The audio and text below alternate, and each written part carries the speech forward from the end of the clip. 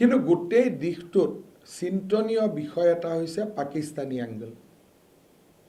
আমি আপোনালোকক ৱেবছাইটত দেখাম যে এই গোটেই ফলছ ডকুমেণ্টছ আৰু গোটেই ফলছ যিটো ডেটা এইখিনি ড্ৰ কৰা হৈছিল এটা পাকিস্তানী ছ'চিয়েল মিডিয়া গ্ৰুপৰ পৰা। তাৰ মানে পাকিস্তানত নিৰন্তৰ যোৱা কেইটামান দিনত অসমৰ ইলেকশ্যনৰ ওপৰত টক শ্ব' চলি আছে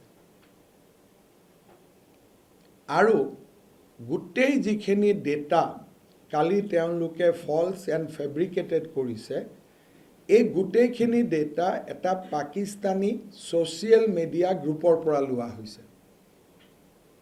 তাৰ মানে আমাৰ যিটো এলিগেশ্যন আছিল যে অসমৰ ৰিজাল্টটোক ইনফ্লুৱেঞ্চ কৰিবৰ কাৰণে পাকিস্তান এক্টিভ হৈ আছে, এই গোটেই ডেটাসমূহে বা আমি কৰা ৰিচাৰ্চে তাক আকৌ এবাৰ প্ৰমাণ কৰিছে। মই যোৱাকালি এই ঘটনাটোৰ ওপৰত মই মোৰ ক্লাৰিফিকেশ্যন দিছিলোঁ, আজি আপোনালোকক মাতাৰ প্ৰয়োজন নাছিল, কিন্তু ৰাতি we have discovered a Pakistani angle to it, যে গোটেই অপাৰেশ্যনটো পাকিস্তানৰ এটা ছ'চিয়েল মিডিয়া গ্ৰুপৰ পৰা হৈছিল।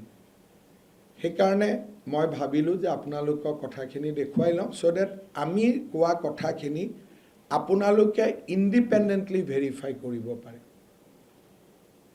মই মোৰ সতীৰ্থ অনুৰোধ কৰিম যে অলপ প্ৰেজেণ্টেশ্যনটো কৰি দিয়ক যাতে আপোনালোকে বুজি পাব।